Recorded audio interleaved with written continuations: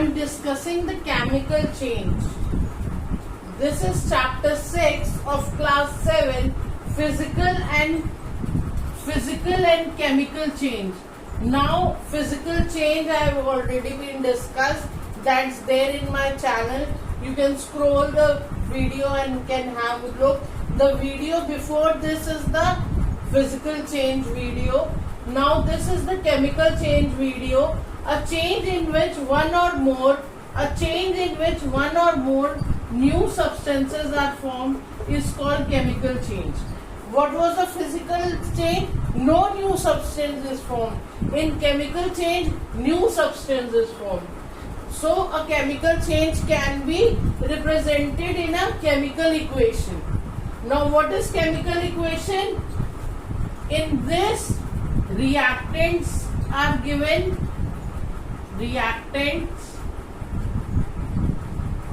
are there, reaction, and after that product is given.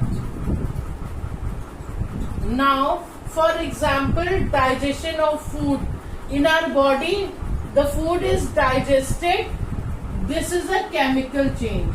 Very good. Ripening of fruit. Ripening of fruit, you have seen apple. Cut the apple, keep it aside for a timing. What you see? Apple becomes brown. This is ripening of fruit. This is also a chemical change. Now curdling of milk. What you have seen? You have seen your mother adding a spoon of milk, spoon of curd in a milk and keeping us aside. And what happened? A curd is formed. A whole curd is formed. What is this? This is curdling of milk. This is also a chemical change. Why? Because you can form a milk from a curd. No. You can form a apple after ripening it. No. You digest the food. After that, it comes as a feces. It can't be formed as a food again. Reactants are changed into product. You cannot get a product. Byproduct, you cannot get reactant back. This is chemical change. A new substance is formed. In photosynthesis, what is this? Photosynthesis, you have seen glucose is formed. Glucose is formed in presence of chlorophyll and sunlight. So by glucose, can you get carbon dioxide and oxygen back? No, na. So this is photosynthesis is also a chemical change. Now rusting of iron. Rusting of iron, you have seen iron when it comes in contact with air as well as water. Air and water both are essential for rusting. What is formed? Iron, Fe is iron, O2 is air and H2O is moisture. What is formed? Fe2O3. This is rust. What you have seen? A brown substance is formed. That is rust. That is Fe2O3. You can form a iron after rusting it. You cannot form iron back. So rusting of iron is also a chemical change. Now how you can prevent rusting?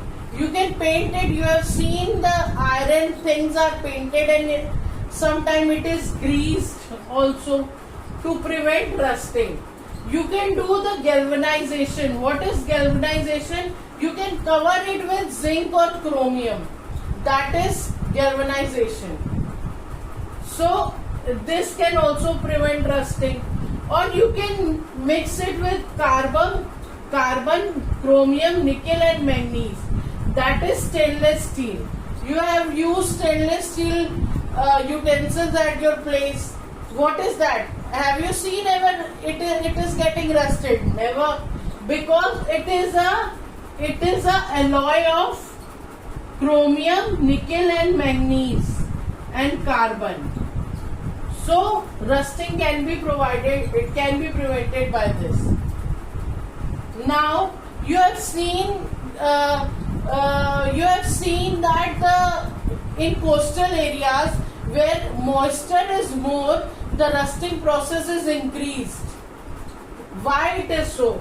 Because water content is high, so the rusting process is increased. You have seen ship also. Ship are half submerged in water, and sometimes waves also come. Waves of water also come to cover the ship. So it is painted. It is painted to prevent rusting. This much is clear to you. Now you take a magnesium ribbon, burn it. What you will get? You will get a white light. White light you will get, that is burning of magnesium ribbon. That is, and you are, after all the burning, you will get the ash.